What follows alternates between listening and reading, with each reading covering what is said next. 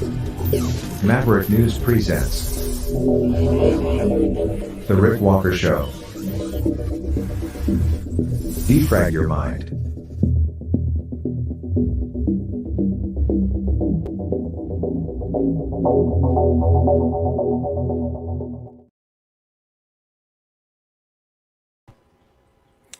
Good evening, everyone. I'm Rick Walker. Welcome back to the Maverick News Channel. We're firing on all cylinders tonight. We have all the channels working. It's great to have everyone here, and what a night we have lined up for you. You don't want to go anywhere. You're not going to want to miss a minute of it. We're going to keep you on the edge of your seats tonight with riveting stories. Speaker of the House in Canada resigns over Trudeau's Nazi scandal. Oh, and here's a question. Is Justin Trudeau a cokehead? I'll explain what I mean by that. That's a question. And we'll dig into that pretty soon. Also, Convoy, Save the Children Convoy. There were some developments on that front today. And we'll fill you in and keep you updated. So we have that. And Joe Biden's dog, bad dog. He has a bad dog, and Joe Biden is not a very responsible dog owner. I'll explain all of that later in the broadcast. But first, let's go straight to today's top story. The Speaker of the House, Anthony Rota, resigns in the House of Commons today in the aftermath of this incredibly destructive, damaging fiasco involving that tribute to Yaroslav Hunka, who served with a Nazi SS unit in Ukraine during World War II, living in Canada all these years after World War II, now 98 years old, invited to the House by the Speaker when Volodymyr Zelensky paid Canada a visit looking for money and arms. And when tribute was paid, all of the members of the House, all of the members of Parliament stood up and in unison applauded. Well, the Speaker has taken responsibility for this. He's put it on his own shoulders. And today, this is what he had to say. This was his last day as Speaker of the House. It's with a heavy heart that I rise to inform members of my resignation as Speaker of the House of Commons. It has been my greatest honor as a parliamentarian to have been elected by you, my peers, to serve as the Speaker of the House of Commons for the 43rd and 44th Parliament. I have acted as your humble servant of this House, carrying out the important responsibilities of this position to the very best of my abilities. Je tiens à vous remercier, vous, mes collègues, pour votre appui et votre collégialité durant mon mandat à la présidence. Prime Minister. The work of this House is above any of us. Therefore, I must step down as your Speaker. I reiterate my profound regret for my error in recognizing an individual in the House during the joint address to Parliament of President Zelensky. That public recognition has caused pain to individuals and communities, including the Jewish community in Canada and around the world, in addition to survivors of Nazi atrocities in Poland, among other nations. I accept full responsibility for my actions. My resignation is effective at the end of the sitting day tomorrow, Wednesday, September 27th, to allow preparations for the election of a new Speaker. Until that time, the Deputy Speakers will chair the House proceedings. Thank you. Merci. And that was it. They did applaud him as he left.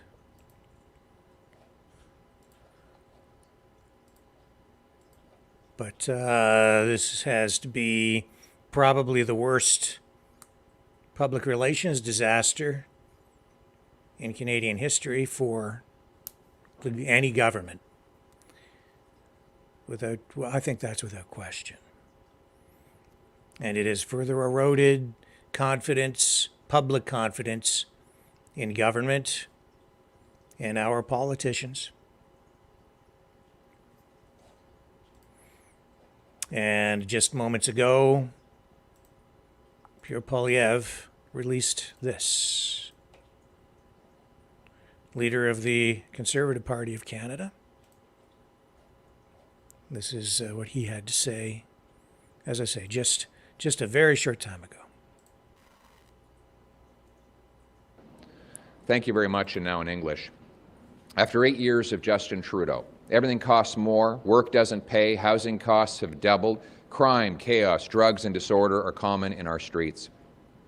Starting with inflation. It's the worst in 4 decades. Interest rates are rising faster than at any time in Canadian monetary history. Housing costs have doubled. The rent has doubled. Mortgage payments have doubled. Down payments needed for the average house have doubled. Double trouble after 8 years of Trudeau. In Canada, where it now takes 25 years to save for a down payment, the same time you used to pay off a house in. And it's more affordable to buy a castle in Sweden or Scotland than it is to buy a home in Toronto or Kitchener. That's 8 years of Justin Trudeau. 8 years of Trudeau, and violent crime is up 40%. And now, in addition to the rising costs and rising crime, Canada's reputation is broken. This is, by far, the biggest hit Canada's diplomatic reputation has ever taken in its history. And it happened under Justin Trudeau's watch. He chose to invite President Zelensky to Canada. He chose to have him on the floor of the House of Commons. He was therefore responsible for ensuring that that visit was a success. And all of the agencies that were supposed to protect a foreign head of state in our country, the RCMP, CSIS, Global Affairs Canada, and the Privy Council Office, all report ultimately to one man, that is Justin Trudeau. And who is the one man who is in hiding today? Justin Trudeau, hiding under a rock, unwilling or unable to defend his conduct on the floor of the House of Commons. If he is so blameless, why was he not in Parliament yesterday or today to explain his conduct? He was in Ottawa, but he was in hiding. That is the mark of a man who doesn't take responsibility and is not up to the job of Prime Minister of Canada. Thank you very much. All of you got up and clapped. Shouldn't all of you have to stand and apologize? Shouldn't you, Mr. Poilievre? Absolutely not. Why not? Because what we were told is that we had a Ukrainian veteran. There are Ukrainian veterans who fought both Nazis and Soviets. There are many proud Ukrainians who are against both fascism and communism and all other forms of socialism. Sitting on the floor of the House of Commons with less than a millisecond to do any vetting, what would you have us do? Open up our phones and do a Google search on this person whose name was suddenly and spontaneously mentioned from the front of the room? Impossible. But you know what would not have been impossible?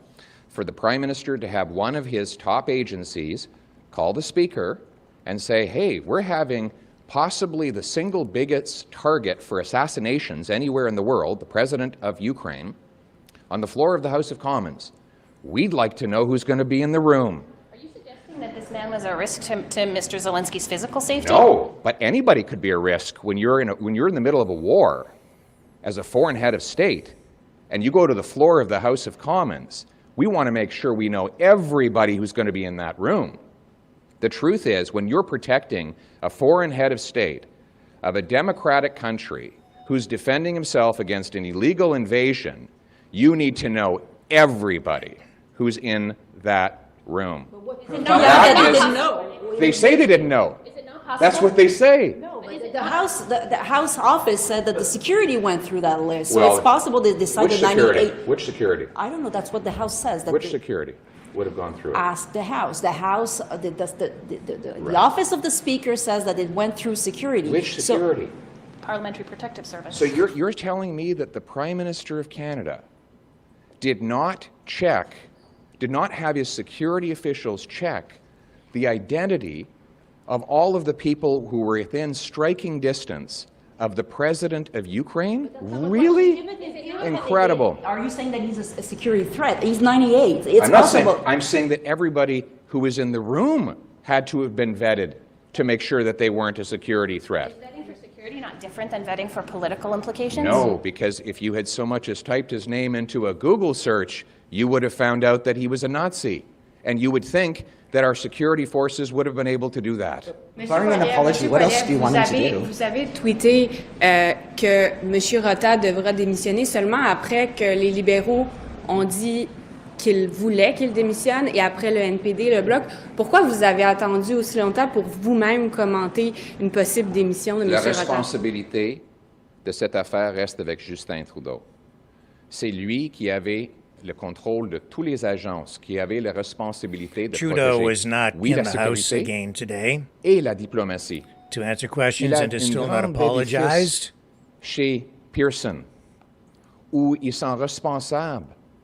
Tous les fonctionnaires We've sont heard a responsables chorus de of voices défendre calling les intérêts for et la the réputation Prime Minister diplomatique to du Canada. apologize for this incident. Ce département travaille pour Justin Trudeau. Eux autres, ils auraient pu regarder la liste, ils auraient pu demander la liste et faire des recherches sur chaque personne qui était permis d'entrer dans la Chambre des communes et d'être en proximité avec le président d'Ukraine. Si Justin Trudeau et son gouvernement n'ont pas fait ça, c'est lui qui est le responsable et c'est lui qui devrait s'excuser auprès des Canadiens et auprès du monde. Barring an apology, what else would you like to see the government do? Well, we need to have hearings now into how this was allowed to happen, how it is that the Prime Minister would have allowed President Zelensky to be in a room full of 300 or 400 unvetted people. I find it astonishing. When you have a foreign head of state or Prime Minister in Canada, you have motorcades of security, you have bulletproof glass, you have every single person who comes in or out of a building vetted or verified. And the fact that they could not, under Mr. Trudeau's leadership, find the Nazi links of this individual, which you can find by hitting a Google search, shows an incredible incompetence that needs to be explained and accounted for in a parliamentary committee. And so we will be seeking a full study of how this was allowed to happen, and Justin Trudeau should testify in that. Have you been offered or received a briefing on the alleged assassination of a Canadian citizen by the Indian government?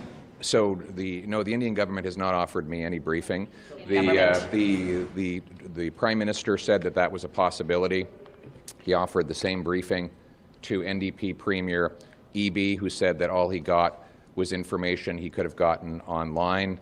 He offered similar briefings to Elizabeth May with regards to China, and she said that she did not get her questions answered, as did Mr. Singh when he had a previous briefing on the Chinese interference. This is not going to provide necessary information. All it would do is inhibit my ability to speak. Thank you. C'est pas la faute de M. Rota, non? Oui, il y a blâmé. Le président libéral See if he aurait dû démissionner accepts that briefing. Et en même It puts temps, restrictions Justin Trudeau on devrait s'en excuser. what information he can even discuss in public. So that's why he sees that as a possible trap which will prevent him from being able to criticize the government on the issue. So he has decided to steer clear of that, and I think he's probably wise. Now, this was the situation in the House of Commons today, after the session resumed following the resignation of the Speaker. One of the deputy speakers took over, and then the session was dominated by member of parliament after member of parliament after MP after MP after MP calling for the resignation, or sorry, not the resignation, but calling on the Prime Minister to apologize for this Nazi scandal. And here we go. Starting with Poilievre again, right up front.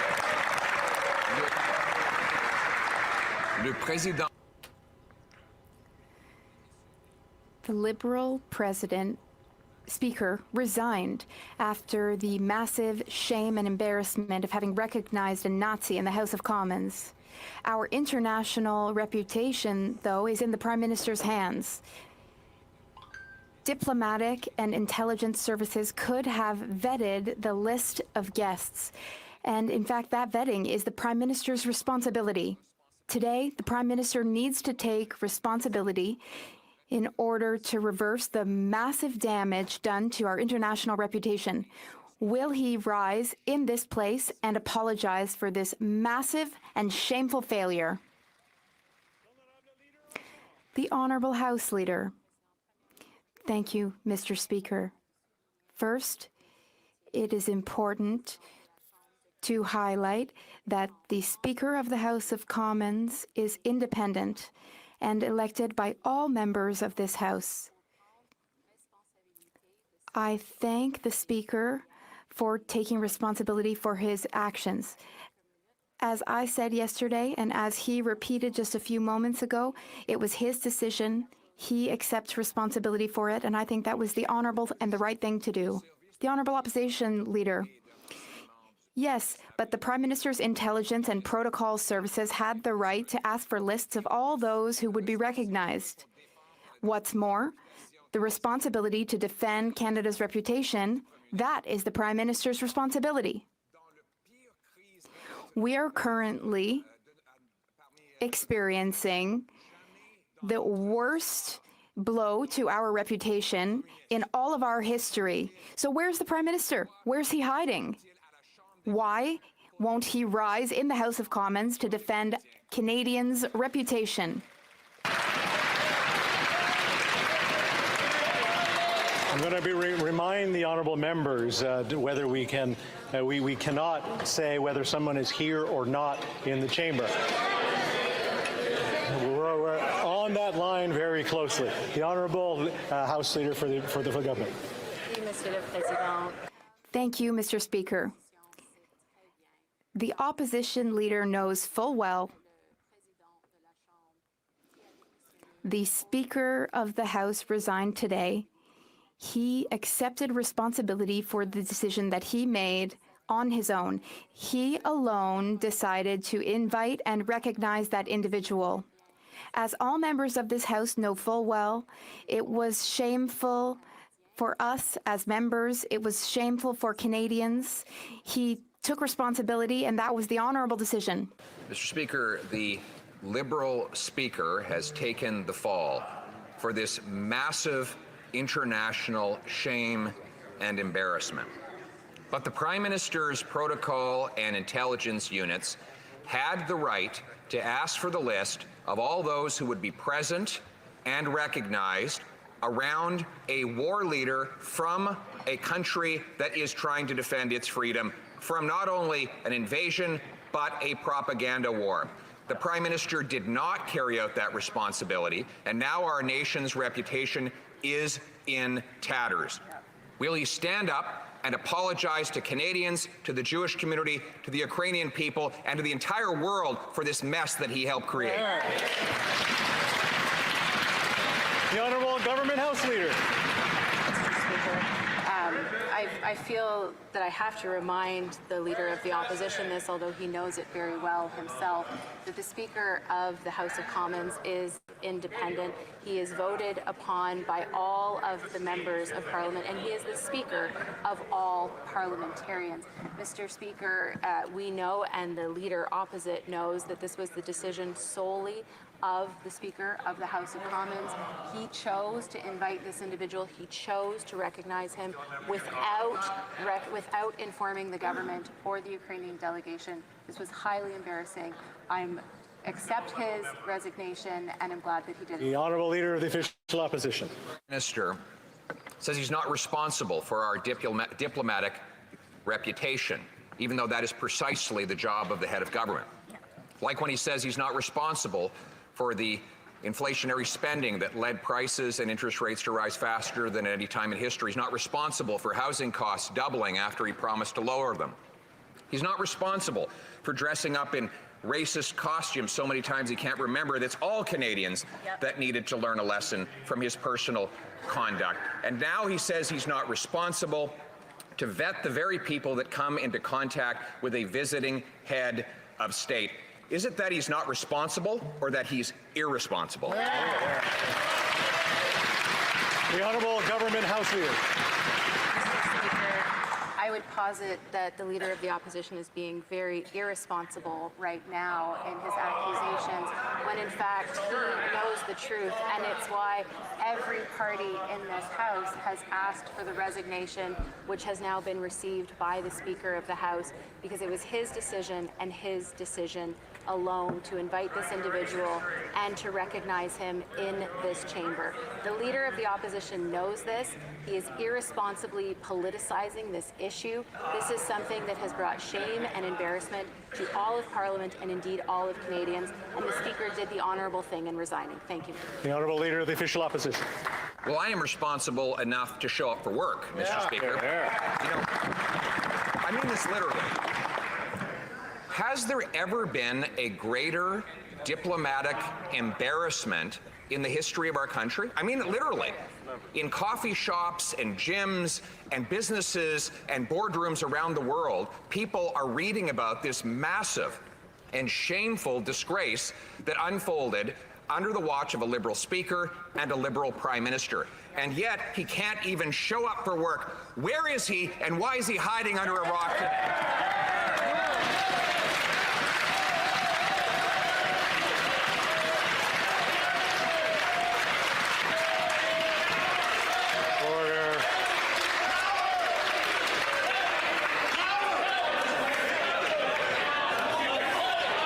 I'm just going to stand here for a few minutes and see what goes on. You should know. You should know.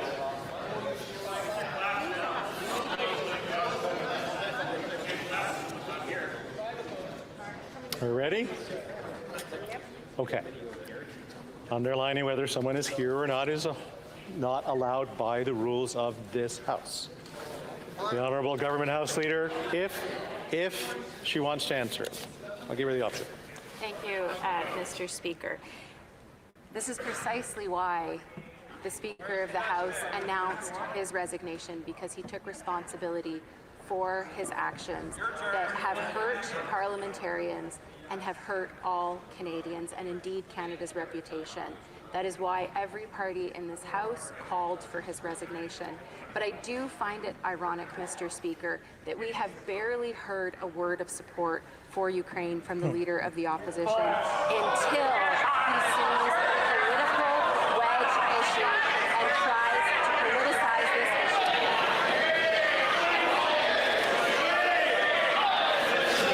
Order!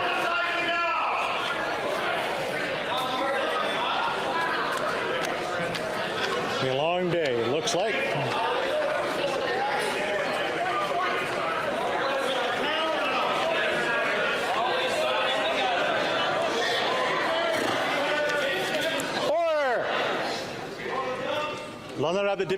The Honourable Member for Belleuil-Chambly. Mr. Speaker, a question more about substance than style. The official opposition leader and I agree on something which is significant. The Prime Minister is not responsible for the mistake, but he is responsible for fixing it. He is head of state. It's his responsibility. So, does the Prime Minister intend to officially apologize on behalf of Canada and unfortunately still on behalf of Quebec?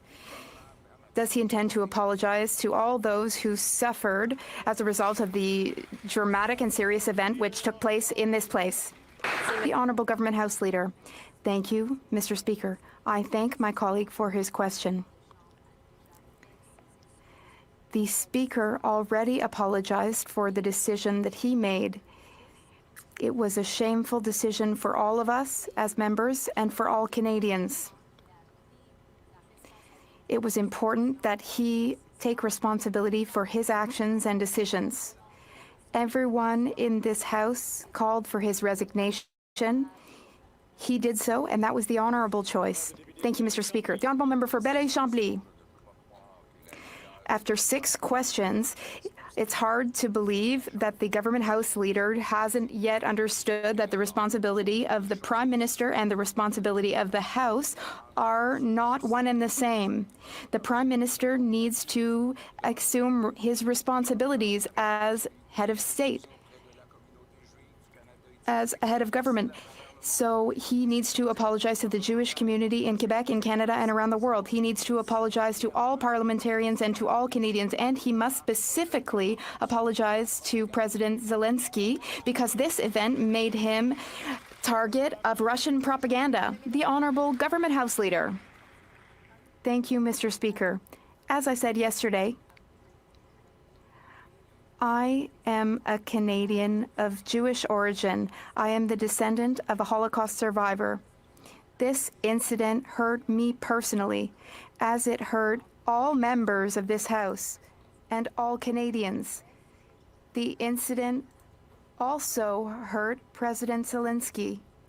The Speaker of the House apologized and took responsibility for his decision, which was shameful and painful for us all. He did the responsible thing by resigning. Thank you, Mr. Speaker. The Honourable Member for Burnaby South. Yesterday, it was manufacturers' turn to be summoned by the Innovation Minister. The Minister knows full well. So, then Jagmeet Singh from the NDP comes along, and what's he talk about? Another issue.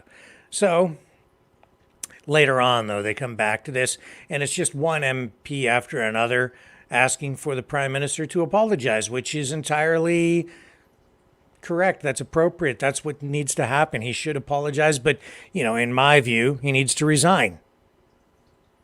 And as I said last night, I think we need an election. Resign, let them select a new leader, call an election, clean sweep, and address this issue in that way. I think it's pretty important.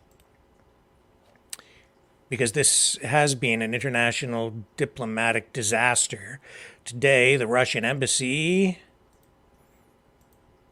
came out with this statement. Here it is. It says, following the visit of the Kiev regime's head to Canada, one cannot help but pay attention to some exclamations of the representatives of the Trudeau's government and the Prime Minister himself. One of them is Slava Ukraine, glory to Ukraine, glory to the heroes, which is Slava Ukraine, Heroem Slava.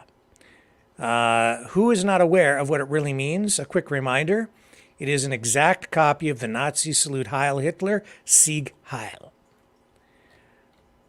The greeting was officially adopted by the Organization of Ukrainian Nationalists, the OUNB, led by Stepan Bandera, a Nazi collaborator who was responsible for massacres of Russians, Jews, Poles, and even Ukrainians in the Soviet Union and Poland during World War II.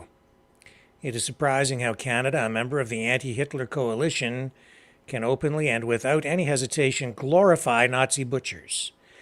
This is a slap in the face of the true Canadian heroes who fought for liberation of Europe, from the Nazis together with their Russian and Soviet brother in arms. That should be brothers in arms. And unfortunately, it no longer seems surprising that Canada voted against the resolution on combating the glorification of Nazism adopted by the UN General Assembly in December 2022. As life shows, what is done by night becomes evident by day. A story with the invitation and honoring, with standing ovation in the Canadian Parliament of Ukrainian Nazi henchman Yaroslav Hunka, who fought in the ranks of the 14th Grenadier Division of the Nazi SS Galicia during the Second World War, is another shameful example. In fact, it is a proof of who Mr. Trudeau and his Liberal team are praising, since the Prime Minister refuses to apologize. This is the only conclusion. Nevertheless, this story will forever be remembered in the history of Canadian democracy. Citizens of this country must once again think about who their leaders glorify and what kind of junta they support in Ukraine. Russia condemns any form of glorification of Nazism, and Russia will always remember heroism of Canadian sons and daughters who fought side by side with us to free the world from Nazi plague. So that from the Russian embassy today. Now, we also have this on this story. Hang on, where did I put this?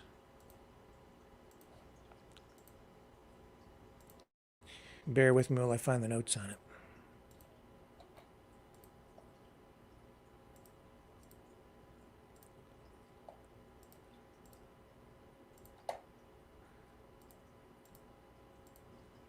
Well, I'm kind of moving into the next area here.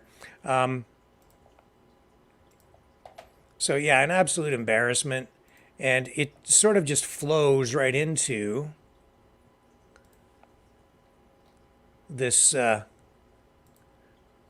this other story involving the murder of a separatist from India who is wanted in India on a charge of terrorism.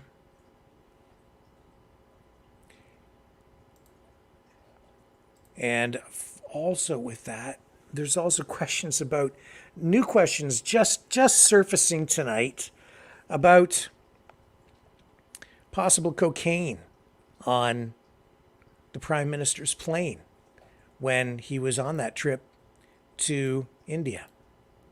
What am I talking about? Well,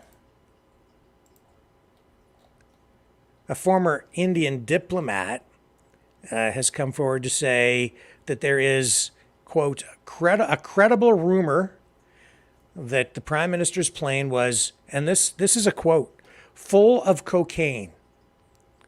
This during the recent G20 meeting in New Delhi, and that the Prime Minister has again, quote, definitely gone insane.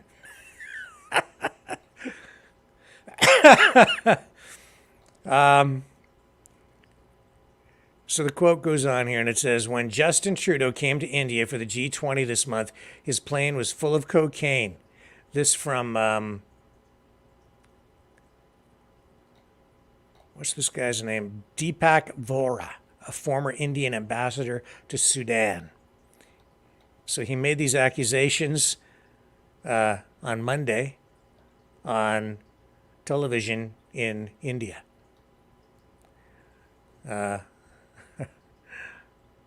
He says, quote, when Justin Trudeau came to India for the G20 this month, his plane was full of cocaine.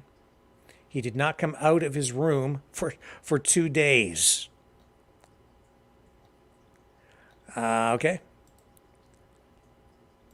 Okay, let's take... He also criticized Trudeau for having little knowledge of international relations and said he behaves like a small child. Again, quote, he says, in his parliament address, he uses the words credible allegations against India and says, how can allegations be credible? Either it can be credible or an allegation. I also have a credible rumor to make in this case that Trudeau is crazy. It is a credible rumor. Okay, let me just let me pull this up so you can see the clip. And of course, his plane broke down in India. Trudeau's plane did. And he was grounded there for a while. I think it was 36 hours or something. They had to get a part.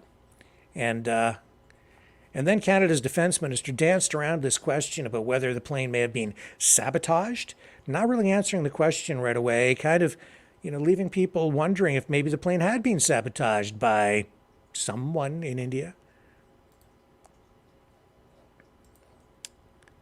Finally coming out and saying no, it hadn't been, but I don't know. Anyway. Credible, क्या कहते हैं, rumors हैं कि इसके जहाज में से cocaine मिली थी हमारे स्निफर डॉग्स को, और फिर 2 दिन ही अपने होटल में कि कमरे में बंद रहा, बाहर नहीं आया. प्रेसिडेंट हमारे भारत के राष्ट्रपति जो डिनर किया था उसमें नहीं गया. लोग कहते हैं कि नशे में था, ड्रग्स के. तो कुछ कहा नहीं जा सकता कि इसका दिमाग में क्या है. Getting the idea? Okay.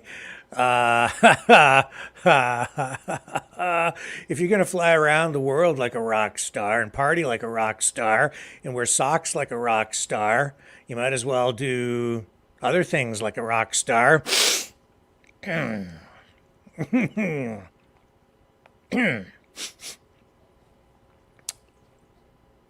Is it true? Sounds credible. Politics, man, politics. What a game. What a game. Oh, my. Later on the broadcast, if we get time tonight, I think we're going to have him on. Maybe. If we don't get to him tonight, we'll have Sean Buckley back on from the National Citizens Inquiry, not to talk about the NCI, but to talk about natural health products and new government regulations. He's deeply involved as an advocate for that stuff, and so he might be joining us on the program near the end of the program. If not, we'll get Sean on tomorrow night. Lots of other stuff to share with you, though, so do not go away. I will have more right around the corner. Don't go away.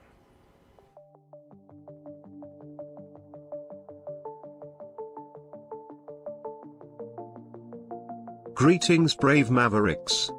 Our quest for truth continues. We go beyond fake news. Together we expose propaganda. Together we pull others out of rabbit holes. We are maverick thinkers. We are all unique individuals. Defenders of individual rights and freedoms. Credible. Trusted. Grounded in reality. Maverick News. Maverick News. Defending free speech. Free speech. Donate at freedomreporters.com. Do it now. Tomorrow. Maybe too late. Too late. Too late. Too late. Maverick News. The world is watching.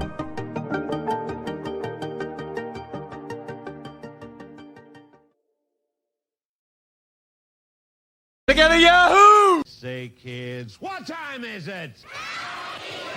Okay, gang, let's go.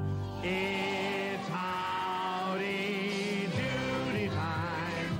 It's howdy doody time. Bob Smith and howdy too. Say howdy doody. Let's give a rousing cheer. 'Cause howdy doody's here. It's time to start.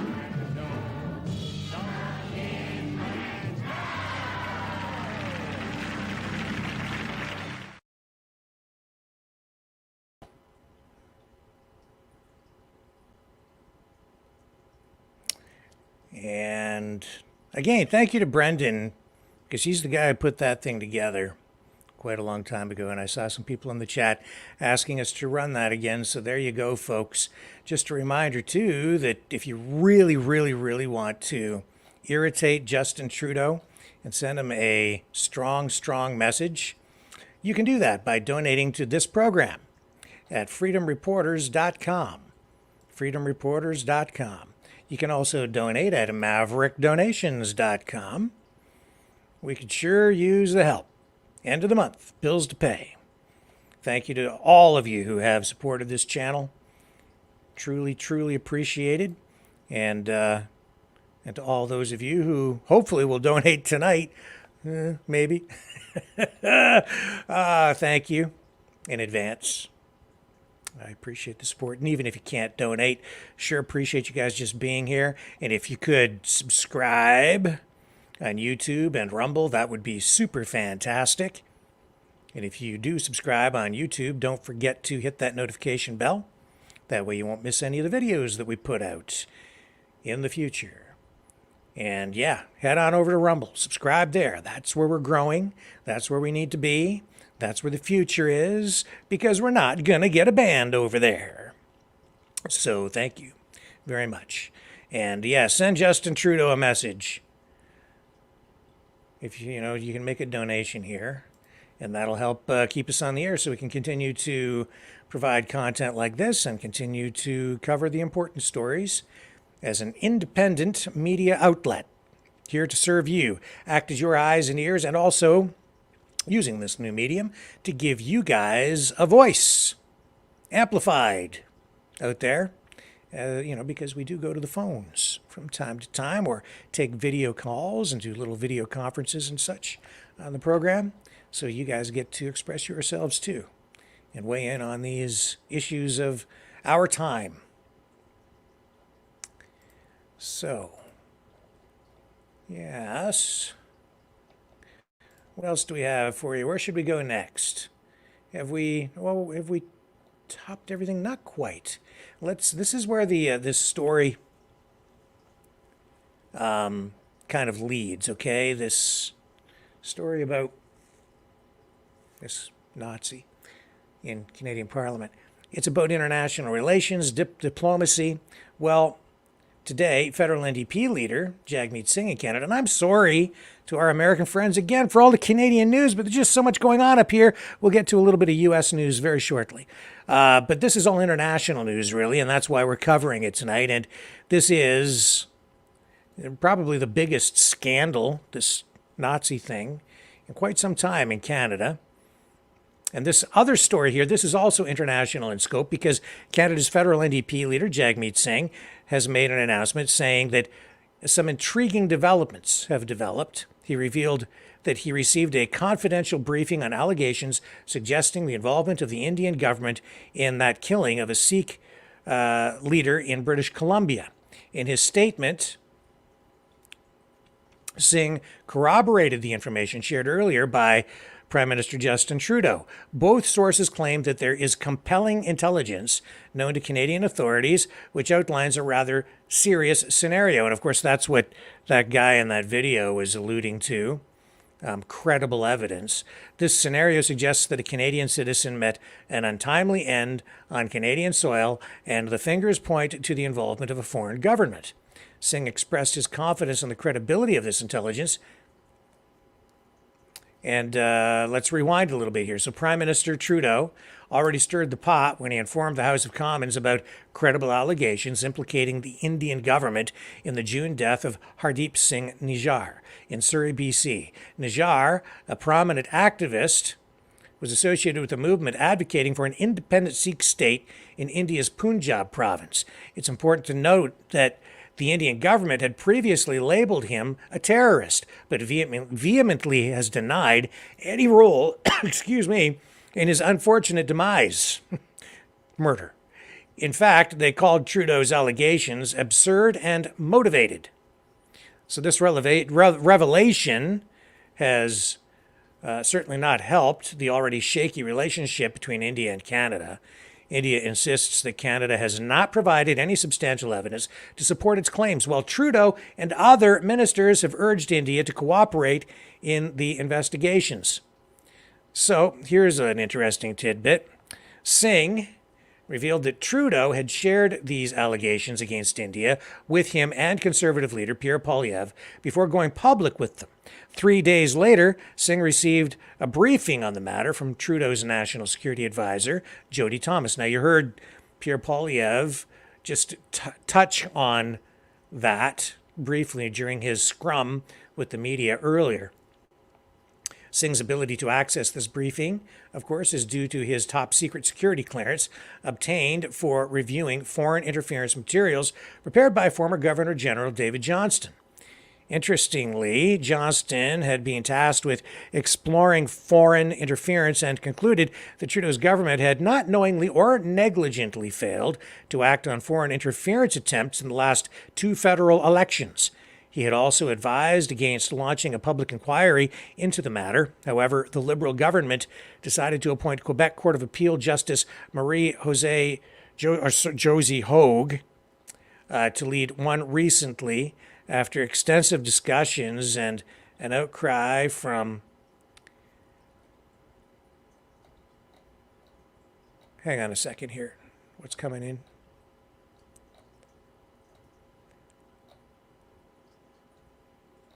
I just have something come up on my screen. Just give me a moment here while I look at it.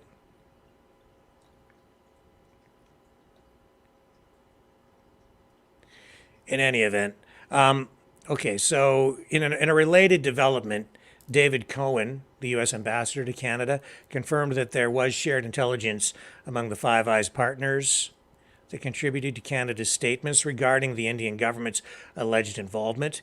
He did not delve into the specifics of these private diplomatic conversations, but has acknowledged the extensive communication between Canada and the United States on this matter. So that's the latest on this story, and we'll continue to follow it. The fallout from this has only compounded the damage on the diplomatic and public relations side for the government internationally. And to illustrate the trouble that this has created, let me share with you this report again from Wyon. Trudeau is taking a real beating on Wyon. So this network is, I would say, echoing the narrative from the Indian government. I think the government is scripting this stuff to be perfectly upfront and transparent with you. But look at the attack that not only the Prime Minister is under, but Canada decided to give a standing ovation to an individual who fought in Ukraine. Nothing wrong with that, except he fought with a Nazi military unit, a unit accused of despicable war crimes during the Second World War. You've all seen these images by now. Zelensky beaming alongside Justin Trudeau, standing together, applauding a man who fought with a unit which should be condemned. Jewish groups are livid, and they should be. Was this a mistake? That's what Canada will have you believe. A hasty apology followed, saying Parliament members had no idea what was to happen. But we're not buying it. Is Canada admitting that this was an intelligence failure, or is this yet another case of Canada being liberal, where on one hand it gives a free run to anti-India elements, and on the other honors a man who fought for the Nazis? How many war criminals is Canada sheltering? This is our cover story on Gravitas tonight. Also on the show, a new virus is setting alarm bells ringing. Disease X has the potential to cause 50 million deaths. Is the world ready to tackle another pandemic? Should you worry? It seems Pakistan's generals are turning into farmers. They're grabbing government land under the guise of agricultural reform. We'll call their bluff tonight. So crippling is the cost of living crisis in the UK that... Okay, let's just zip past this and get right to the meat, shall we? Nations need a crash course in international diplomacy, or perhaps a masterclass in the art of global perception. Because if they continue on their current trajectory, Canada runs a risk of alienating even more allies in the days to come.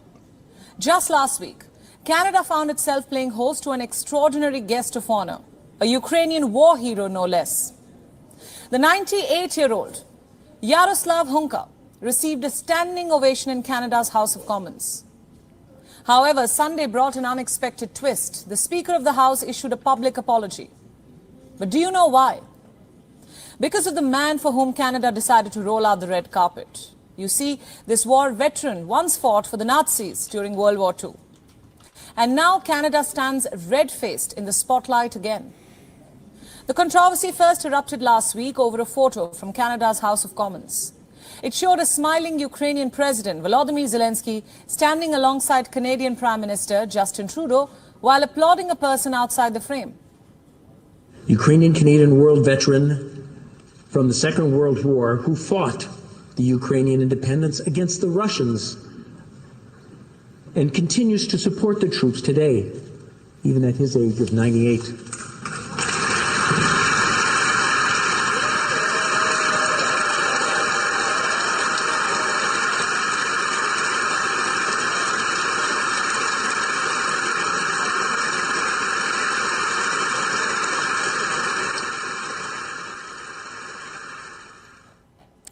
You heard the applause.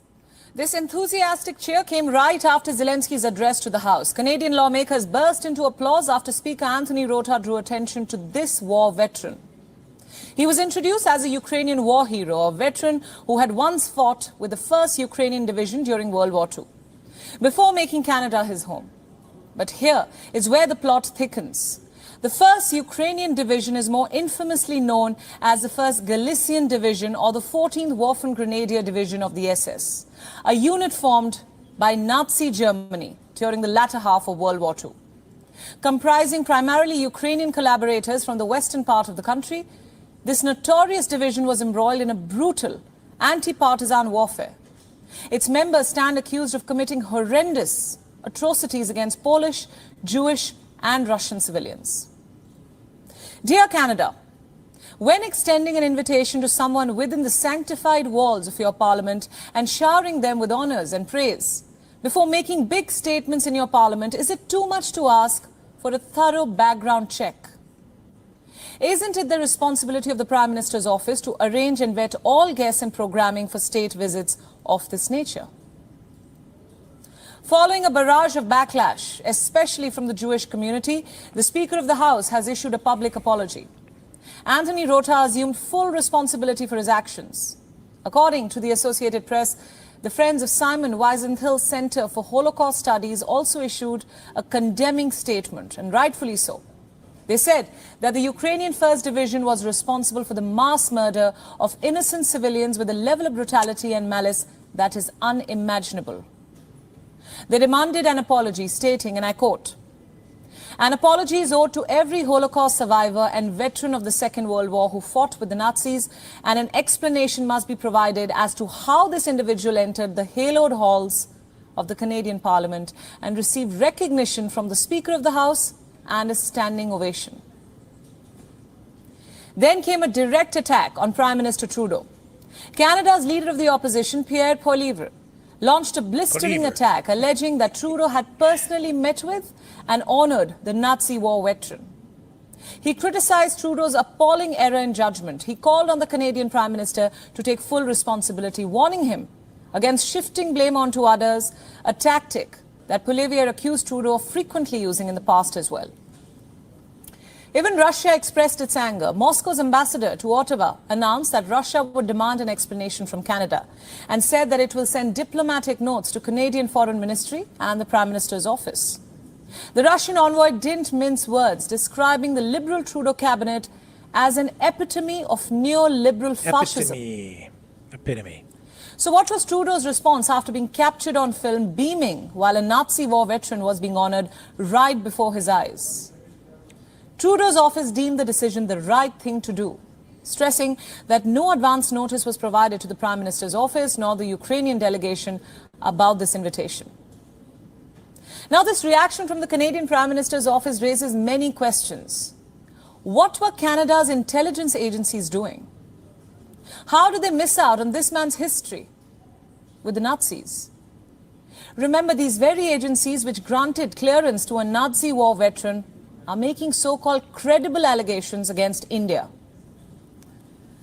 Why do these agencies appear to shield such forces within Canada's borders? Where does the responsibility ultimately lie? The fact that an apology has been issued implies an acknowledgement of a lack of due diligence. Because frankly, the truth is, for all its liberal policies, the Canadian government has conveniently turned a blind eye to the extremism that is spreading like a sickness under its watch.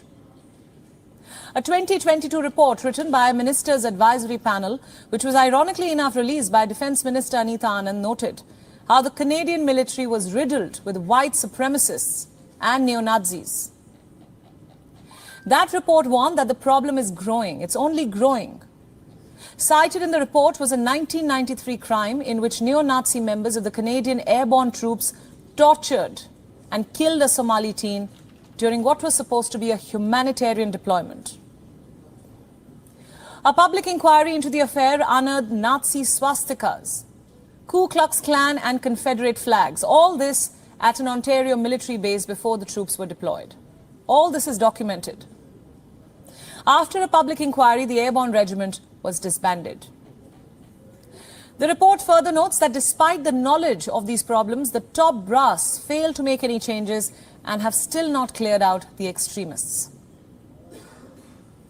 Let me be clear tonight, there is clear proof of Canada housing Nazi war criminals. Canadian authorities also had a commission to look into war criminals. The commission submitted its report in December of 1986, titled Commission of Inquiry on War Crimes. According to the report, the Canadian government had allowed more than 2,000 war criminals from World War II to enter Canada and make it their home, despite the Canadian Jewish Congress's opposition and indignation. Canada is red-faced.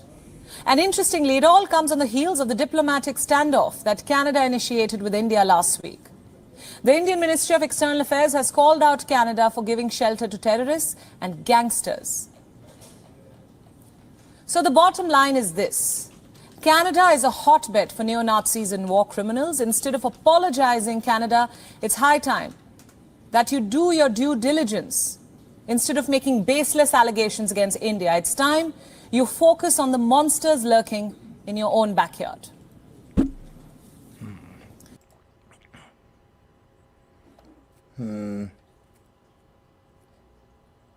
Ensure that no hardliners thrive on its soil.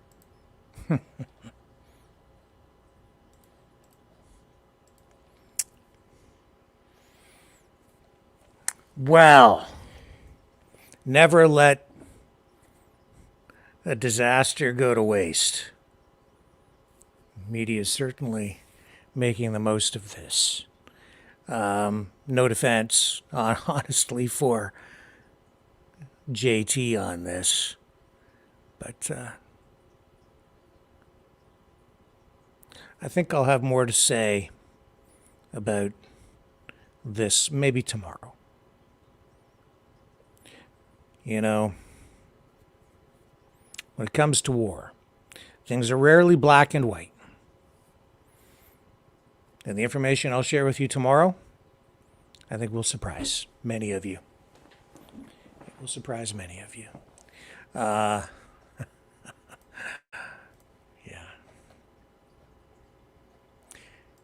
JT, though, it's kind of fun, I have to admit, to see him squirm. Even when he doesn't show up. Right? Even when he doesn't show up. But this is terrible for Canada. I'll tell you, the longer he waits to apologize, the more damaging it is to the country. This is another example of how he is no leader. This is another leadership failure on the part of Justin Trudeau, because it is true, as Prime Minister, it is his job to fix this. And that means he should have come forward immediately to apologize. And he has let this drag on and to drag on. And he is playing a public relations game here instead of doing the right thing and doing what is needed, doing what is best for the country and the people of Canada. And that is to step up and accept responsibility for this so that the rest of the country doesn't need to shoulder the blame. And tonight, Poland is exploring the possible extradition of Yaroslav Hunka.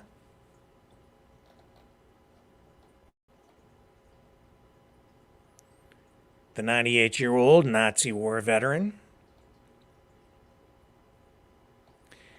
So Poland says, this is from their, one of their ministers, I'm not sure. But he says, in view of, and I hope I pronounce his name correctly, it's Przemysław Zarnek. This is poorly written, these notes that I've pulled in from the wire service, so I'm not sure if that's who it is or not. Hang on a second here. I want to make sure I get this right, and this information that I have is not very well written at all. But this is the Chancellery of the Prime Minister, so responsible for education and upbringing as well as science and higher education. So he released this statement. And yes, they are looking to extradite Yaroslav Hunka. What a bizarre situation, and what a crazy thing for Canada to be doing here.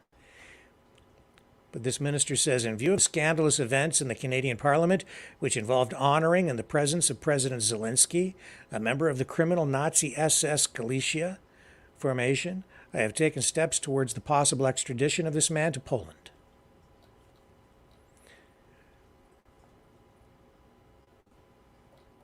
So this guy has gone. What a roller coaster ride of a life he has had. Living in Ukraine, volunteering for service in this Waffen SS unit, serving there, then later moving to Canada. And I have no idea, honestly, what he personally may have or may have not have done in service to the Nazis during World War II. As I said yesterday, for all I know, he was just standing in front of a fence or a gate or something for the duration of the war, or he may have committed atrocities. I don't know. But if they're going to extradite him, I sure hope to God they give him a fair trial. 98 years old, and I don't know what the circumstances were surrounding his travel to Canada following the war. That is information that we hopefully could get at some point. I did reach out to the family, and we have not heard back at this point. So there is that side of the story as well. So let's take a brief break, and when we come back, we'll move into the next phase of this broadcast.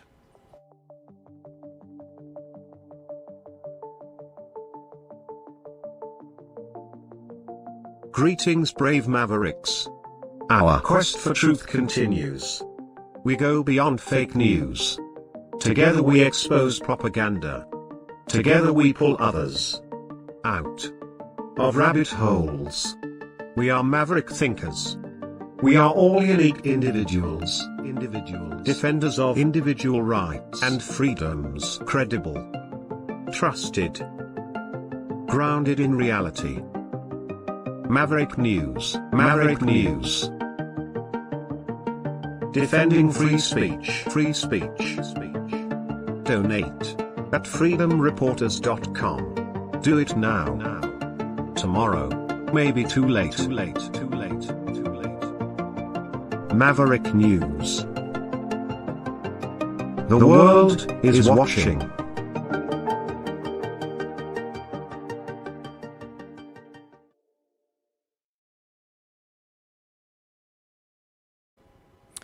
So everything going on in Canada, excuse me, has also compounded public relations problems for the president of Ukraine, Volodymyr Zelensky. And tonight we are just learning that Polish experts have now confirmed that that missile that killed 2 people at a grain facility in southern Poland last November was indeed fired by Ukraine. So I don't know if you remember this or not, but this was like actually kind of a big deal at the time. Made headlines around the world. A missile was fired. Ukraine, at the time, Zelensky insisted that this missile, which landed in Poland and killed 2 people on farmland, he said, oh, that's Russian. Russia did that.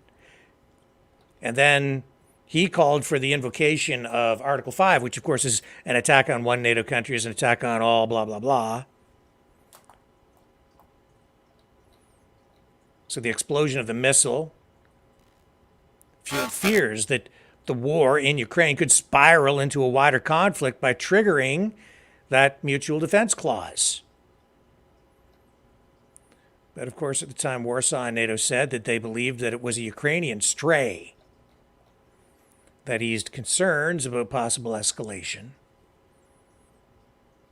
The rocket had a range of about 75 to 90 kilometers, and then at that time, the Russian positions were in a place from which no Russian missile could possibly have reached the area where it hit. So Ukraine denied that it was theirs, insisted it was Russian. Media picked up on that. There were calls, of course, for NATO to, go all in with Ukraine and escalate the thing. But now tonight we're seeing that we've got very sound, credible reports coming out that Poland, officials of Poland now confirming that missile was indeed Ukrainian. So can you imagine? We kind of came that close to having a full-scale war involving all NATO countries, including the United States and Canada, that would have pulled us directly into it. We would have been sending our sons and daughters into battle, boots on the ground, guns a-blazing, fighter jets in the sky, death on the ground. That close. Because Zelensky lied. It was very clear from the beginning, and we said that here, obviously, it was most likely at the time we said a Ukrainian missile, because no other scenario really made sense. And now, confirmation. War. What a mess. So again, very close. Very close. New York. Let's go to New York. A judge there. A New York judge has ruled in the state attorney general's $250 million lawsuit against Donald Trump and his company that Trump committed repeated acts of fraud for years. So according to this ruling, which allows the civil trial to begin next week, Trump lied to banks and insurers by both overvaluing and undervaluing his assets when it was to his benefit. So depending on which way it was to his benefit, he would fudge the numbers, so they say. Well, at the same time, exaggerating, they say, his net worth to the tune of billions of dollars. This was a 35-page ruling, and it says that Trump continually lied on his financial statements and was able to get favorable loan terms and lower insurance premiums because he did that. Trump's legal arguments defending the statements are based in, and this is a quotation from the judge, a fantasy world, not the real world. So this judge went on to say that the case was essentially a documents case, and the documents here, he says, clearly contained fraudulent valuations that defendants used in business, satisfying the Attorney General's burden to establish liability as a matter of law against defendants. Defendants respond that the documents do not say what they say, that there is no such thing as objective value, and that essentially the court should not believe its own eyes.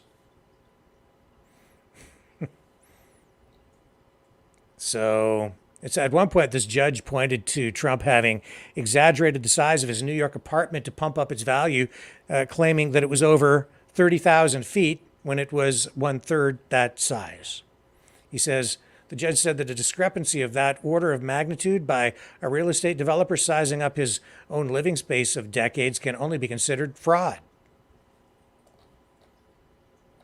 Take all that for what it's worth, folks. That's politics in a world of lawfare.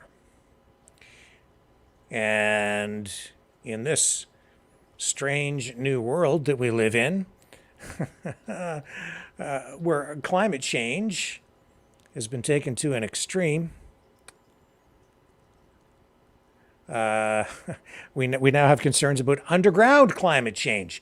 On a recent tour underneath Chicago's iconic skyline, Alessandro Rotoloria, an assistant professor of civil and environmental engineering at Northwestern University, pointed out one of the sensors he and his team have installed across the city to track underground temperatures. So this thing is not much bigger than a credit card. More than 100 of the sensors have been placed in parking garages, basement boiler rooms, and subway tunnels all around the downtown loop of Chicago in an effort to track what this guy describes as a silent hazard. So this guy's research shows air temperatures in underground human-made structures can be up to 77 degrees Fahrenheit, 25 degrees Celsius, higher than undisturbed ground temperature. It's a threat distinct from global warming, but one that comes with similar threats of wreaking havoc on public health and crucial infrastructure. So he says there's, quote, there's already a significant amount of heat beneath our feet. And this heat has caused the ground to deform already. So this research was published in the journal Nature. It details how heat trapped under the surface is causing a phenomenon called underground climate change and could cause major cities, including Chicago, New York, and London, to sink. Yeah, that's what they say. It's good. These cities could sink. Well, what the hell does that mean? I mean, like sink like a little bit, or like go straight into the core of the earth? I don't. Oh my! It sounds like another bad script for a C-grade science fiction flick. This underground climate change is different from the climate change in the atmosphere, it says, which comes from greenhouse gases caused by burning fossil fuels. Subways and buildings emit heat directly into the sublayers of the ground. And as the heat spreads, according to this study, the ground also deforms, which can cause city structures and infrastructure to crack. While researchers have worried about the potential of cities to sink due to heavy building loads, spreading heat like this can cause similar displacements. Oh my goodness. Whatever, man. So Transportation Secretary Pete Buttigieg said that underground resilience is part of his administration's focus on addressing yet another climate issue. He says, time's up in terms of having this be part of our work. He says, we're partnering with states on this because it may be that something down to the kind of cement or steel or asphalt that you're using for the 21st century needs to look a little different than what we learned to build with 100 years ago. Oh, for crying out loud. So now even what boiled egg, the earth's boiling like a hard boiled egg? I don't know. It's just, I think it's getting ridiculous, but whatever. I wonder how much money they gave him for his study to get what they wanted. What else do I have for you this evening? Let me take a look. Well, I know you've all been waiting to learn about this. Yes, police in Toronto today blocked off streets downtown because they received word of the Save the Children convoy in the area, and they thought it was heading into the downtown. Don't go away. I'll tell you all about it when we come back. Do not go away, because I have a whole lot more to share with you. The New World Order. Government overreach. The Great Reset. Mainstream media lies. Now more than ever, independent voices are needed. Donate now at freedomreporters.com. That's freedomreporters.com. Maverick News. The antivirus program for your mind.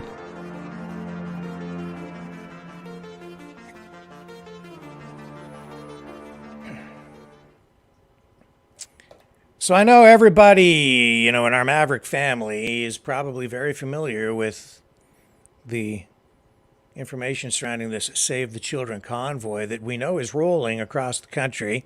Where exactly they are is kind of a little bit of a mystery because they're in various locations and not a lot of information is being shared online. They are being, in their words, strategic, the people involved, because they know they are not going to be welcome wherever they go, at least not welcome. At least the authorities, police, are probably not going to welcome them with open arms. And we know that for sure because today they blocked off streets in downtown Toronto and then they held a news conference. So I can tell you that this thing didn't materialize, but this shows how skittish police are. They're worried about this thing. They're very worried about it. So here, this is just a short thing. Doesn't go on too long. I'm going to run this, and this is what police had to say earlier today when they found out that the Save the Children convoy was headed their way. Toronto Police Service has recently become aware of a potential demonstration involving a large number of vehicles entering the city of Toronto. Roads have been closed in the area to ensure our emergency routes are clear and to limit any impact to our roads and residents. Road closures include Queen's Park from Bloor Street West to College Street, Wellesley Street West to Queen's Park, University Avenue from College Street to Elm Street. Although there will be no impact to pedestrians, people in vehicles who need access to hospital or businesses, including employees, can approach officers and they will let them pass. That being said, people planning to be in the area are encouraged to find alternate routes. As soon as we plan to reopen the roads, we will make the public aware. Thank you.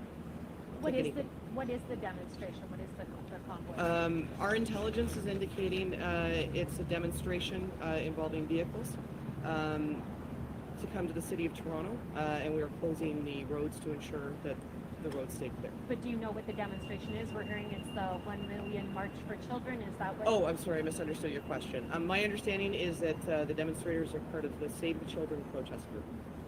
And you said a large number of vehicles. Any idea how many we're talking here? I'm not going to speculate on the number of vehicles. I'm not able to at this time. We just have reason to believe that they're intending to block roads and infrastructure, and we are going to limit the access to the downtown core accordingly to keep those roads clear. And you believe the presence at Barbara Hall Park? I beg your pardon? Is there also a police presence at Barbara Hall Park in the village right now? Or any work in my mind? Not in relation to this.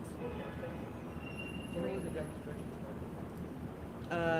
At this point, no, I don't have that information.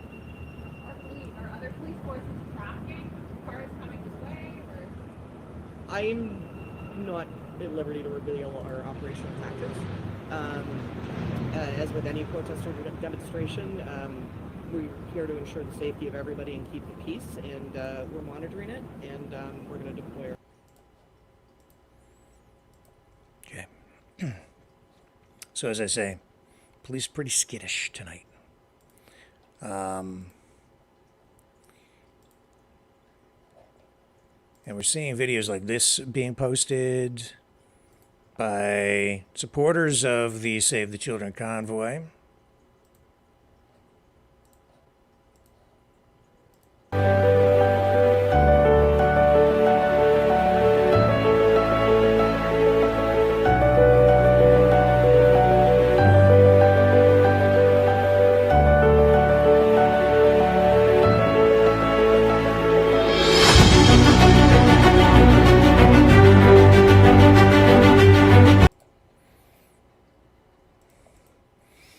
Blah, blah, blah. So, yep, there's all that kind of stuff going on.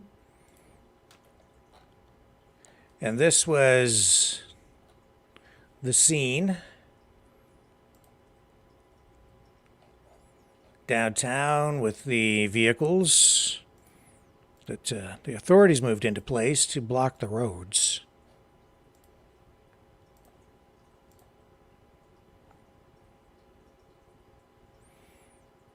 So that's what it looked like in downtown Toronto. This convoy doesn't feel anything at all like the convoy that went to Ottawa the first time. First convoy, you know, you think it happened during the pandemic. It was about the mandates. Canadians had been locked down. The trucks were rolling across the country. Everything was done out in the open and in public.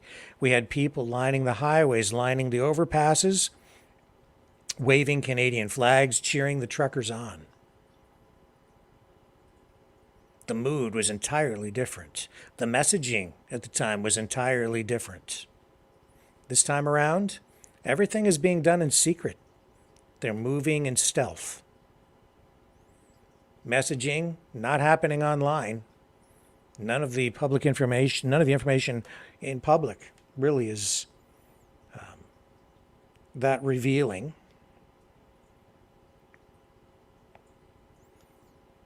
And we do know that this, it's called the East meets West convoy. We know that there are trucks in various communities sort of already pre-positioned, so we're told. And we know that this happened today. Very interesting development. The convoy never showed up. The police responded. Why do you think that would happen? Either somebody called in a false alarm, or somebody called in an accidentally on purpose false alarm to maybe probe, test, to see what the response would be. Strategy. That's what I would say that is. Very interesting. I know that there are other slow roll convoys happening in a number of communities tomorrow, not in Toronto, not like in Ottawa, not in any of the bigger cities. Well, some of the bigger cities are having them too. But what I mean is they're in like even some of the smaller communities.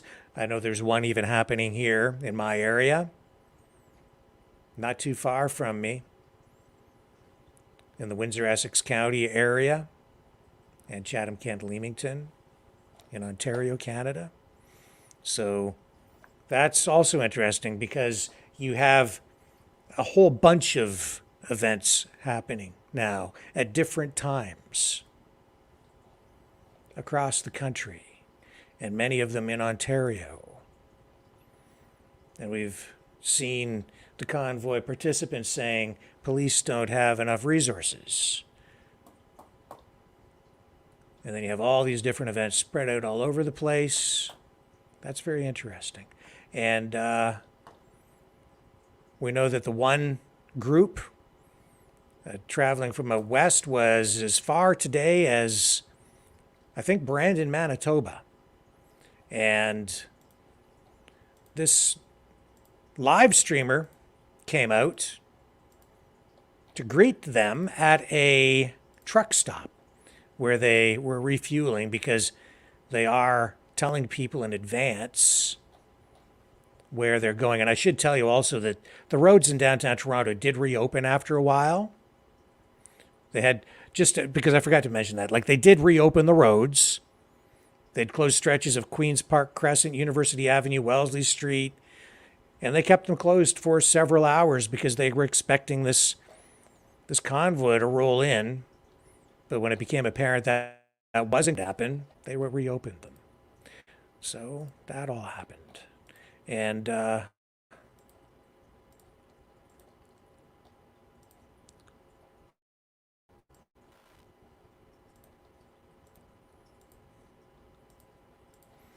what was I saying? I kind of lost my train of thought there. So yeah, so the convoy from out west, it's rolling east, got as far, at least today, as Brandon, Manitoba. I think by now they're well past Brandon. But yeah, this live streamer came out. I'll just got to find this clip for you. To meet Ron Clark and crew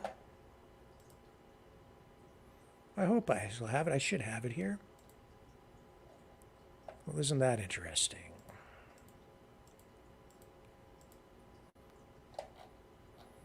I was sure we had him.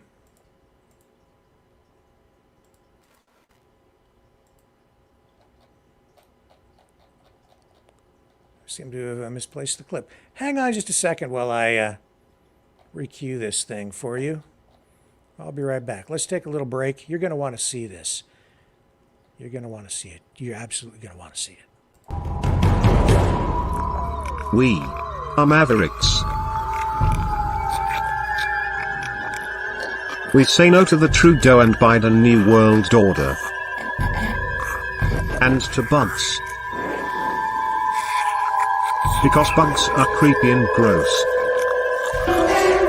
And people should not eat bugs. Maverick News. The world is watching. Hey, no! To bugs!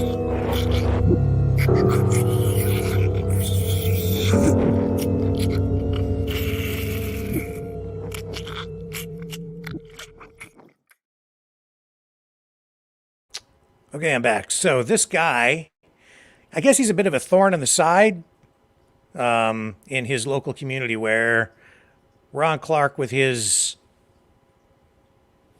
crew showed up today at this truck stop. So this guy knew they were coming, and he went out to do a little live stream. Also, you know, it's hard to get a handle on how large this convoy is, but this video, just you look around, and it'll show you kind of how many people are involved there at this truck stop. Just as a little tip, just kind of look in the background, and you'll see sort of what's going on. But look at this. This is a little bit of friction. They're not too happy to see this guy. Of course, fueling up here at the truck stop. There's Ron Clark. Go chat with Ron Clark. See how's it going. So I'm He's a troublemaker. A troublemaker. He's a local troublemaker. Big time. Yes, he is. Isn't that what it's all about, though? A little bit of troublemaking, change the world. Your kind of trouble is dirty. I'm dirty? Okay. I just want to meet Ron Clark. No, you don't. They gotta protect Ron Clark from Tom? That's funny. Man, didn't think Ron Clark would need protection from me. Some nerd with a camera just trying to say hello. So, here we go.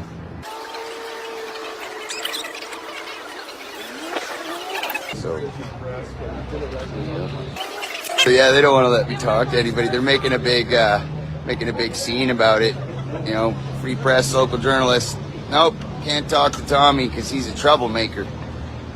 And it's like, you know, I thought everybody had the freedom to record stuff, and you know, freedom of speech and freedom of movement and all that kind of thing. But I am not awarded those freedoms.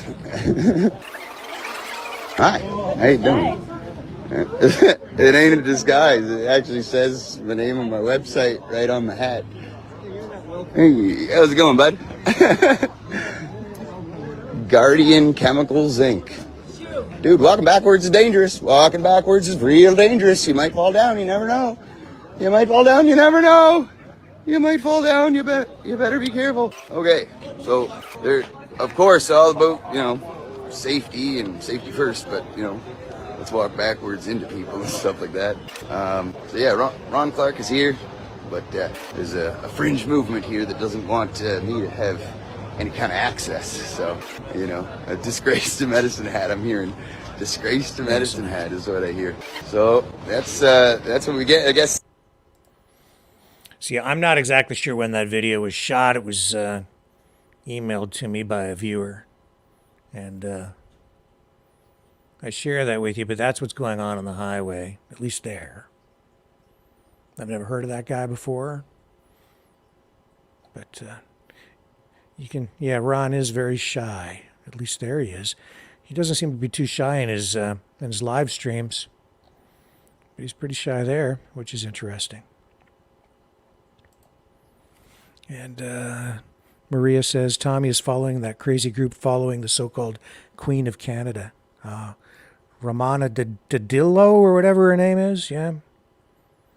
Ron says that video was 2 days ago. Oh, it could be. Yeah, I don't know. You know, people send me stuff all the time, right? And I'd never heard of that guy, but sharing it with you tonight. Dodgy says, Ron Clark, a gutless wonder then, eh? And Mary says, you are right. Do our elected representatives care about Canadians and our war dead? Election and clean this house is what's needed. And Mouth says, filming works both ways. Yeah, I mean, I'm all for, answering questions. In most cases. Dodgy says, has to have it thick friends act like peasants. And welcome to the PSYOP says, some damning evidence Trudeau wasn't allowed to leave his hotel after the summit.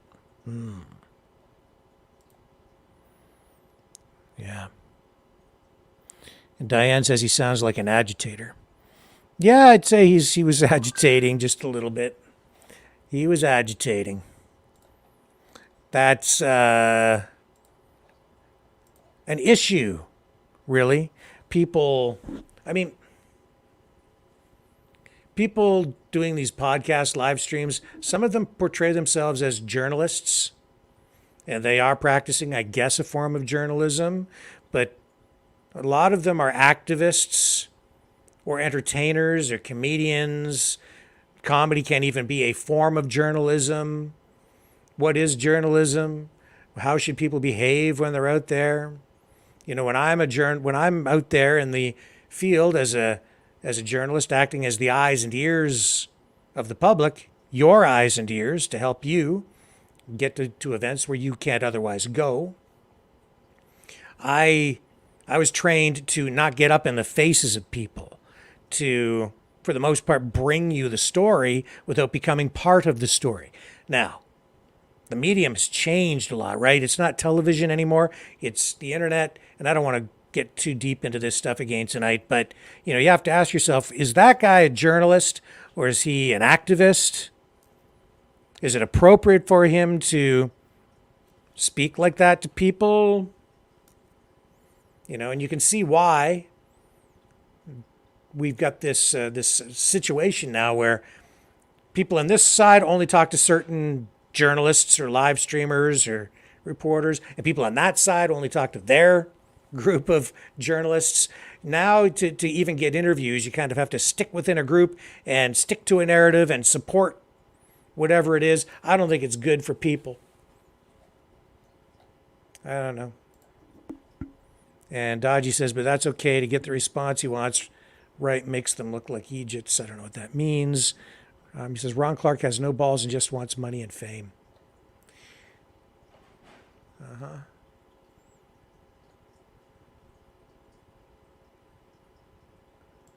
And Wonky says, Rick has gone off redacted because of the sensationalism.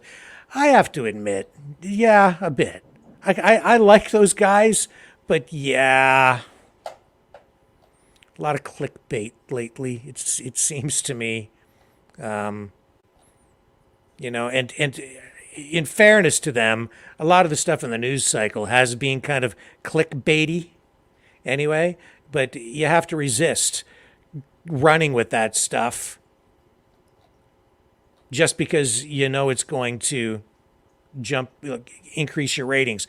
I was honestly running some of that UFO stuff because it seemed credible. They had those congressional hearings, and I thought, yeah, this is really weird stuff. It certainly seems to be news. And of course it's news when there's that level of credibility with a congressional hearing. So we covered it, as bizarre as it all was. And then there were just other things as well that came up. And so we've covered stuff like that. But after a certain point, it was like, this is clearly not helping. It is not getting us anywhere. It's not providing any useful and new information. So I've pulled away from that crap. Because I think that's what it is. I don't care if it's a Congress or what it is. If they're just dealing with crap, I don't want to roll them around in the mud with them. So I've pulled away from the stuff they've been feeding the public and feeding the media. And not just on that side either, you know, on the other side, a lot of the stuff is just so crazy and demonstrably not true. Yeah, Kim says the alien stuff ended it for me. Yeah, I mean, yeah, because you know what? It's like a lot of that stuff, it's like it's easily, you can see that it's just simply not true. So I called some of it out here. Some people don't want to hear that. But yeah, if you're going to, the problem with that is if you go down that road and you start dealing with all this crazy stuff, then people stop believing you. It damages your credibility. And these days, it's so difficult to know what's real and what isn't anyway that I certainly don't want to be a part of feeding people any information that isn't factual, that isn't true. So, yeah. There is all that. Where was I? I kind of got off track, didn't I? Yeah. Well, I want to run this because this is a compilation, you know, of Trudeau and a lot of the kind of terrible things he has said. And I think this is worth playing because basically, you know, he's been caught with his pants down on this Nazi issue. So I think he deserves this. Let's watch this. Well, when I got elected in 2015, so 7 years ago, one of the things that we put forward, and I remember saying this a whole bunch of times, attack politics, divisive politics, negative, stirring up of hate and fear and differences. The dirty secret is they work. Even back in 2015, they work to get you elected. Sure, yeah. You can do that. You can mobilize and get elected. It's just unacceptable. Unacceptable. Unacceptable. The unacceptable was unacceptable and unacceptable. Unacceptable. We know the way through this pandemic is by getting everyone vaccinated. And the overwhelming majority, close to 90% of Canadians have done exactly that. The small fringe minority of people who are on their way to Ottawa or who are holding unacceptable views that they're expressing do not represent the views of Canadians who have been there for each other. He was talking about people who are not vaccinated. He said they don't believe in science. They're often misogynistic, often racist. No, they're not. That was not smart of him at all. Right. He said, but they take up space. And with that, we have to make a choice in terms of a leader as a country. Do we tolerate these people? It's like, tolerate them. Now you do sound like Hitler. That was... and recently he talked about them holding unacceptable views. There's a level of admiration I actually have for China because their basic dictatorship is allowing them to actually turn their economy around on a dime. And flexibility that I know Stephen Harper must dream about of having a dictatorship that he could do everything he wanted, that I find quite interesting.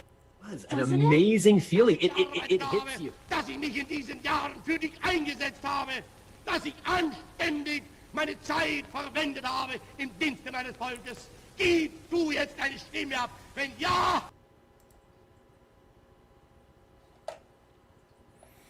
I thought I would share that with you. And again, if you really want to send him a message, you can donate to this program to help us continue our work. You can donate at maverickdonations.com or freedomreporters.com. That's where most people donate. You can also contribute through the Rumble Rants on the Rumble channel.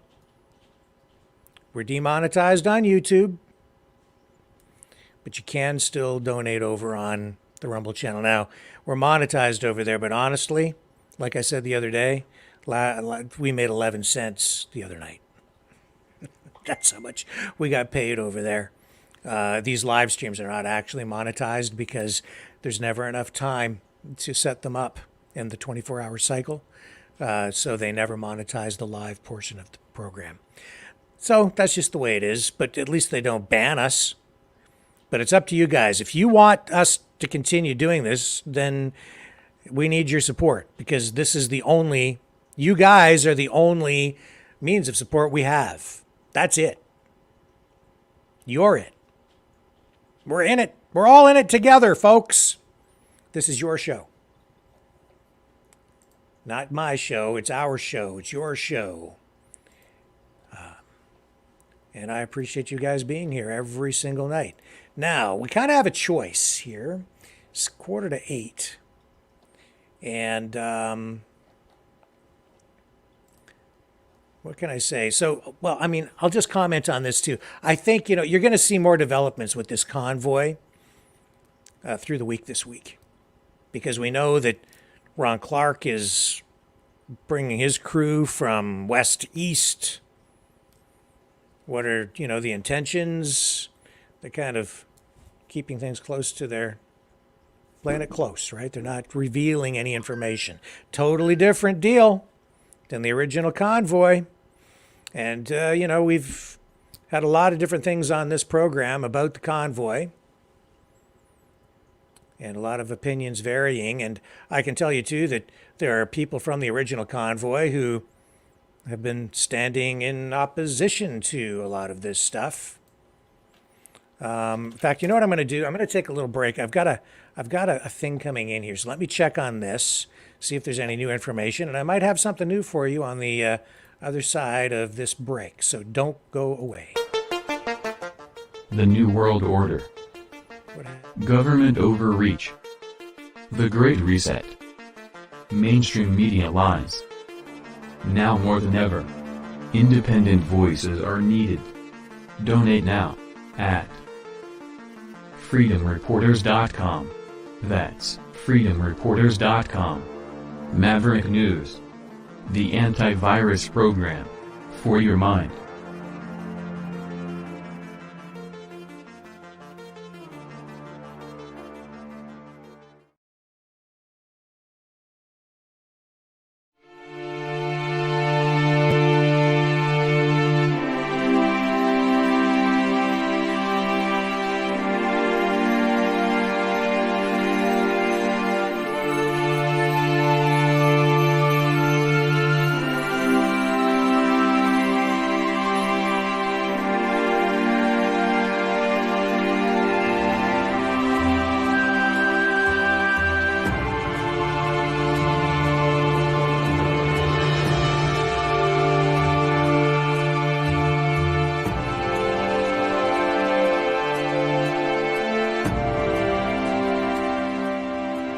Maverick News.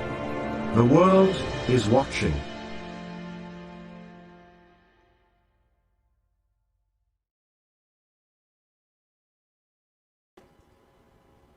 Okay, so, yeah, we're going to move on, but what's happening now, and this is more stuff coming in tonight about this thing, there is division within, the freedom movement. Some people want this thing to go ahead. Other people are opposing it. Some prominent voices in the freedom movement opposing it. I think you know where I stand on this. Everything must absolutely always 100% at all times remain peaceful. And, I've expressed concerns about this. So other people saying stay away, but the convoy's rolling. They are obviously committed to doing whatever they're going to do. And we've seen what happened in Toronto today. So I don't know where they're at.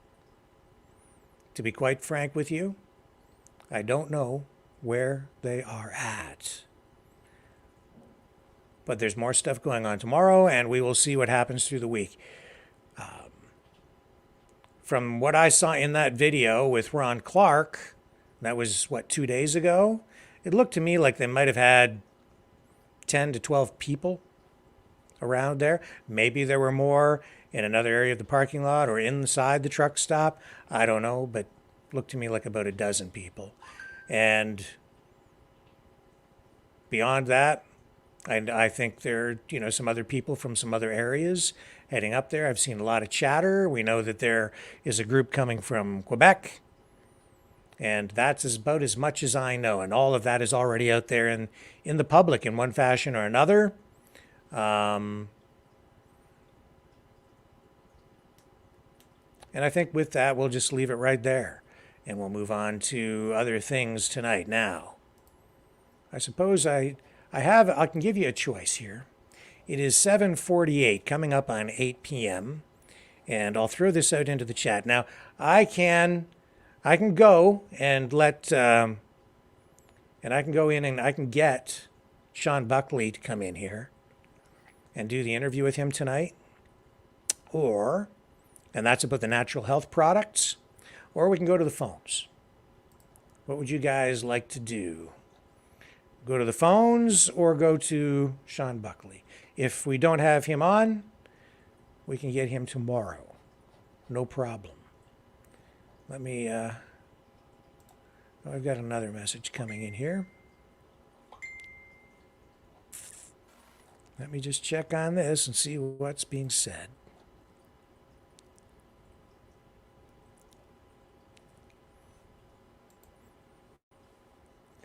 Just checking this.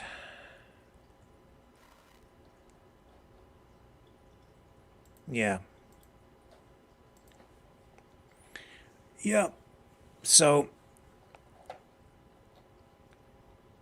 let me take a brief break here. And let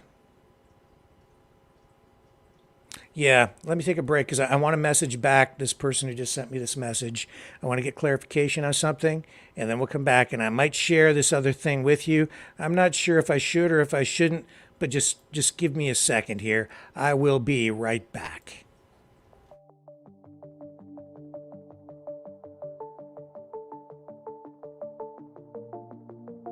Greetings, brave Mavericks. Our quest for truth continues. We go beyond fake news. Together we expose propaganda. Together we pull others out of rabbit holes. We are maverick thinkers. We are all unique individuals. Defenders of individual rights and freedoms. Credible. Trusted. Grounded in reality. Maverick News. Maverick News. Defending free speech. Free speech. Donate at freedomreporters.com. Do it now. Tomorrow may be too late. Maverick News. The world is watching.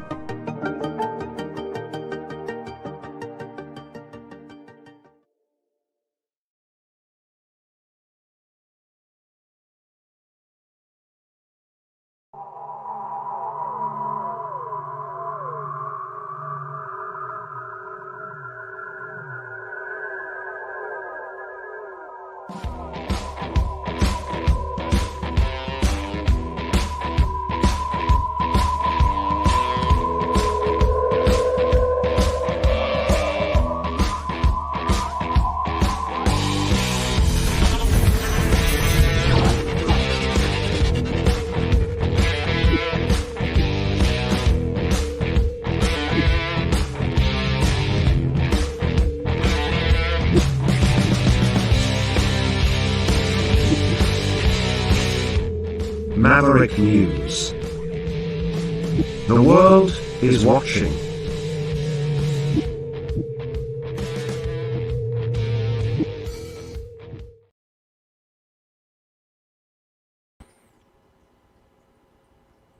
Okay, I'm back. I still don't have an answer to my question. Still don't have an answer to my question.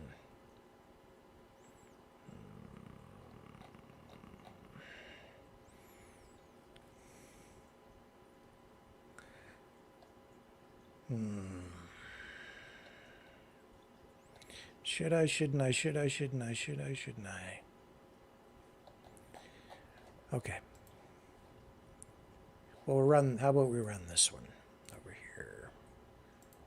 Sure. Okay, we'll run it. This is Greg Wycliffe. We'll do this one. There are some people, right, who are coming out against the convoy. And here's Greg Wycliffe, who is a prominent voice in the freedom community, a live streamer, influencer, comedian, smart guy. I like Greg. Here he is. Here's what he has to say. Just wanted to hop on to talk about this east-west convoy that's happening and to encourage people to stay far away from it. And I'm sure lots of people will accuse me now of being a Fed or a grifter or whatever. But let me give you 3 reasons why you should have nothing to do with this so-called convoy. Number 1, it will never even come close to being as effective as the trucker convoy in 2022. I don't think I have to explain this point. People were united to be against mandates, to be against something that was gravely affecting Canadian society at the time. The urgency was there. For this new, I know there's a lot of urgency against this current regime, and I agree. However, it's, we're not going to be able to create that energy, not even close. And really, there's a lot of energy behind the Million March for Children right now, which is making the news media look like shit. So that's an actual effective protest movement that I do encourage Canadians to get behind, because it's exposing the media and the politicians and the unions for being extremely far left and uncompromising. So we should keep pushing on that for sure. But reason number 2, I would have nothing to do with this east-west convoy, is because they can't publicly share what the plan is. No one associated or leading with this convoy is really known, and the plan isn't really public because it's like, no, you can't tell. Oh, don't say that publicly. That's a really bad sign, guys. That's a really bad sign. If you're going to get in trouble to talk about what this demonstration is going to be publicly, then that's not above board. I want nothing to do with that. We had a perfect peaceful protest at the trucker convoy. People still got arrested. So what do you think is going to happen if there's actual legal activity going on during this convoy? It's going to be much worse. The guilt by association is going to spread like wildfire against everyone who doesn't like this current regime. It's a total nightmare. If you can't explain what your demonstration is about publicly, that's a very bad sign. And reason number 3 is just listen to your gut. Listen to your intuition. Everyone I've talked to says, yeah, something doesn't feel quite right. Yeah, probably because it's not quite right. Things are off. All of the rumors I've heard about are not good, okay? If this was a legitimate protest that offered real solutions that more Canadians could get behind, you would hear about it. You would know about it. I would definitely know about it. But this east-west convoy, I haven't heard anything. And anytime I see someone online alluding to it, speaking cryptically, it puts up a lot of red flags, because it seems like maybe it's people who are trying to entrap people who think like us and get a whole bunch of us arrested. Okay, sounds like a honeypot or something worse. Okay, stay away. And even if it's not a honeypot, it might just be something that's really stupid and embarrassing that makes everybody who thinks like us look retarded in the eyes of the news media and in the public. When right now, a lot of people who think like us are looking good because of this Million March for Children, because a lot of people are not buying what the media is saying right now. Let's keep that momentum going. So I'll just leave that there.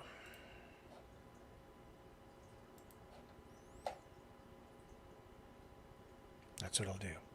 And it is 8 o'clock. So, what do you guys want to do? You want to go to the phones, or do you want this show to continue with the natural health products issue? I say, well, let me see. What are you guys saying in the chat? It's up to you. Let me just cue this so I can see you in the chat on Rumble.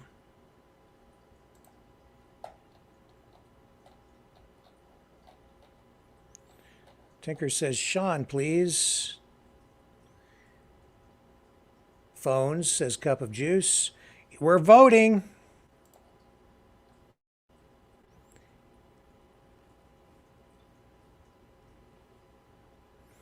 And as he says phones, Mouth says phones. H. Whitestone says phones. Sean, please, Sean, says Esky Dogs. Does he even look in the Rumble chat? Yes, I'm looking in the Rumble right now. Oh, M, thank you for the $20 donation. Wow, thank you. Thank you. Cup of Juice says phones. Looks like phones are winning. No question, Sean Buckley. Phones, phones, phones. Phones, Sean. Oh, it's kind of getting evened up. And the voting continues. Natural Tomorrow says notable. Okay. All right, I can get Sean on for tomorrow, no issues. So let's go to the phones. Best of both worlds, right?